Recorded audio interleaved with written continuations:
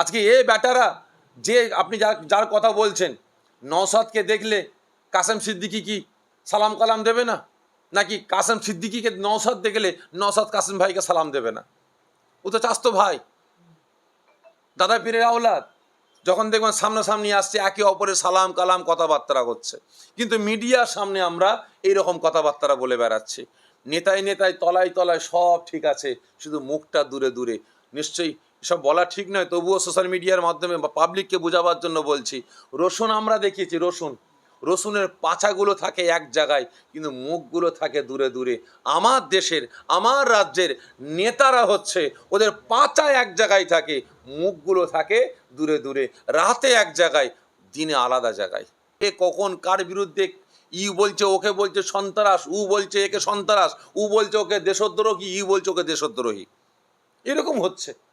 আজকে আপনারা লক্ষ্য করেন না যে দেশ দশকে বাঁচাবার স্বার্থে কথা বলবে, যারা অসহায়দের স্বার্থে কথা বলবে, অসহায়দের পাশে দাঁড়াবে, কেউ তাদের পাশে থাকুক চাই নাই থাকুক, সে যেই দলেরই হোক, যেই দলের নেতা হোক, যেই দলের কর্মী হোক, ইনশাল্লাহ সাপেরি সিদ্দিকী তার জন্য সদা সর্বদা তার পাশে থাকবে। প্রয়োজন হলে সাপেরি সিদ্দিকীর রক্তটা তার জন্য ঝরাতে দ্বিধাবোধ করবে না।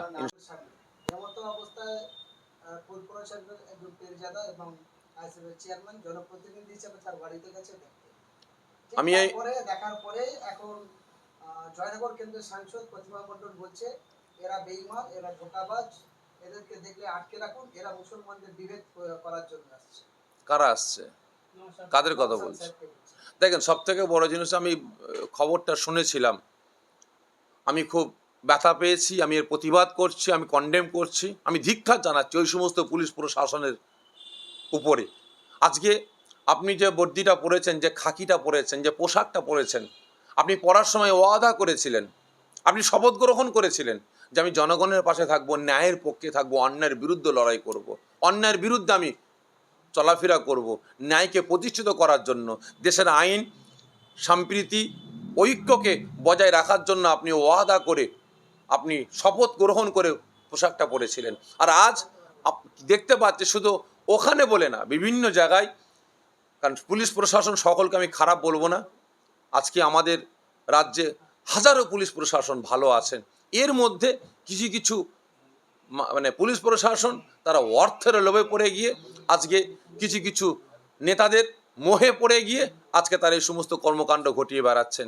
আশা রাখবো এর বিরুদ্ধে যিনি এসপি আছেন বা পুলিশ মন্ত্রী আছেন অবশ্যই ব্যবস্থা নেবে। যদি ব্যবস্থা না হয় তাহলে এদের বিরুদ্ধে আগামী দিন জনগণ অবশ্যই রায় দিয়ে দেবে। কিন্তু সাংসদ নিজে বলছেন যে নওশাদ সিদ্দিকী এখানে এসছে, ওকে ধরে বেঁধে রাখেন, আপনারা পথ আটকাবেন, উনি এখানে মুসলমানদের বিভেদ সৃষ্টি। দেখেন, সব থেকে বড় জিনিস হচ্ছে নওশাদ সিদ্দিকীর বিরুদ্ধে বলছে বা উনি একটা দলের, ইনি একটা দলের, এটা রাজনীতির ম্যাটার, রাজনীতির ব্যাপার। তবে উনি ওনার দলের ক্ষমতা নিয়ে নওশাদকে আটকাতে বলছে। আবার দেখা যাবে নওশাদের লোককে বলবে, নওশাদও বলবে যে ওনাকে আটকাও, ওনাকে আটকাও। আজকে দলে দলে দলে দলে নেতায় নেতা যদি এইভাবে মারামারি হয়, নেতায় নেতা যদি হিংসা হয়, তাহলে আম পাবলিক যাবে কোথা? তবে আমি এটুকু বলবো, আম পাবলিক ভাইদের, আপনারা মাঝে মাঝে পার্লামেন্টে যাবেন, মাঝে মাঝে বিধানসভায় যাবেন, আপনারা গিয়ে একটু ঘুরে আসবেন।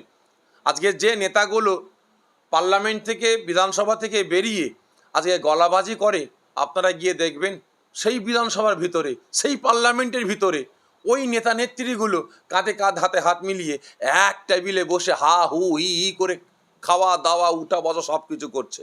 কিন্তু বাইরে এসে জনগণকে বোকা বানাবার জন্য ওই নেতাকে ধরো, ওই নেতাকে মারো, ই বলছে ওই নেতাকে কাটো, ও বলছে ওই নেতাকে ঠ্যাং ভাঙো, ই বলছে ওই নেতাকে বন্দি করো, ই বলছে ওই নেতাকে জেলে ঢুকাও।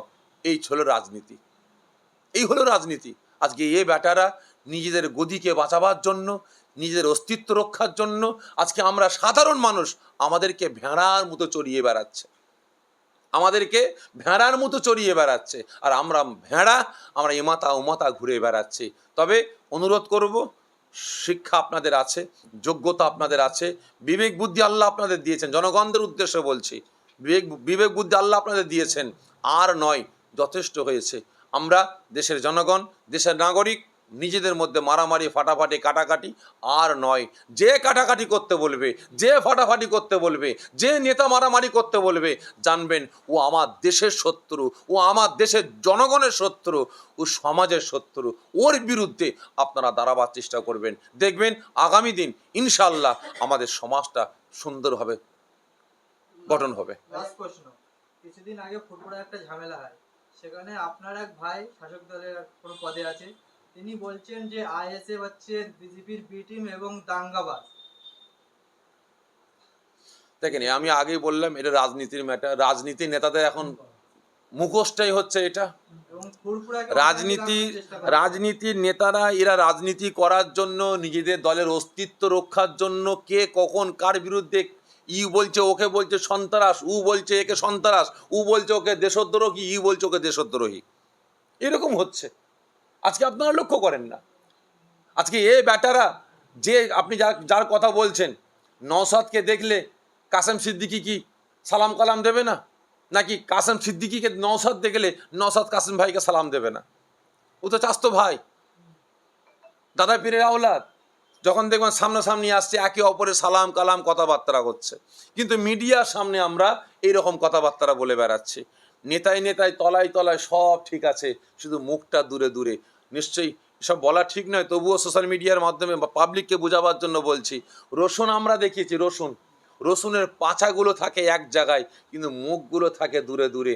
আমার দেশের, আমার রাজ্যের নেতারা হচ্ছে, ওদের পাছা এক জায়গায় থাকে, মুখগুলো থাকে দূরে দূরে, রাতে এক জায়গায়, দিনে আলাদা জায়গায়। এ থেকে আমাদের শিক্ষা নেওয়া দরকার। নেতারা যা পারে করুক গে যাক, নেতারা যা পারে বলুক গে যাক, আমরা জনগণ ঠিক থাকবো। কিন্তু নওশাদ সিদ্দিকীকে প্রশ্ন করলে কায়েম সিদ্দিকীর বিষয়ে তিনি এড়িয়ে যান যে ভাইয়ের বিষয়ে আমি কিছু বলবো না, কিন্তু তার ভাই চাস্তো ভাই তিনি মিডিয়ার সামনে এসে এরকম উল্টো বলছে। দেখেন, এটা অশান্তি লাগানোর চেষ্টা করছে। দেখেন, সব থেকে বড় জিনিস হচ্ছে এটা আমি ওনাদের ব্যক্তিগত ব্যাপার, রাজনীতির ব্যাপার। আমি রাজনীতি করি না। আমি অন্যায় দেখলে আমি প্রতিবাদ করি। যেখানে অন্যায় হয়েছে আমি সাফেরি সিদ্দিকের সেখানে ঝাঁপিয়ে পড়েছি, অন্যায়ের বিরুদ্ধে আমি কথা বলেছি। যে ন্যায় কথা বলে, যে সত্য কথা বলে, যে জনগণের হয়ে কথা বলে, আমি তার পাশে থেকেছি। যারা এখনও বলছি, যারা দেশ দশকে রক্ষার স্বার্থে কথা বলবে, যে দেশ দশকে বাঁচাবার স্বার্থে কথা বলবে, যারা অসহায়দের স্বার্থে কথা বলবে, অসহায়দের পাশে দাঁড়াবে, কেউ তাদের পাশে থাকুক চাই নাই থাকুক, সে যেই দলেরই হোক, যেই দলের নেতা হোক, যেই দলের কর্মী হোক, ইনশাল্লাহ সাফেরি সিদ্দিকী তার জন্য সদা সর্বদা তার পাশে থাকবে। প্রয়োজন হলে সাফেরি সিদ্দিকীর রক্তটা তার জন্য ঝরাতে দ্বিধাবোধ করবে না, ইনশাল্লাহ।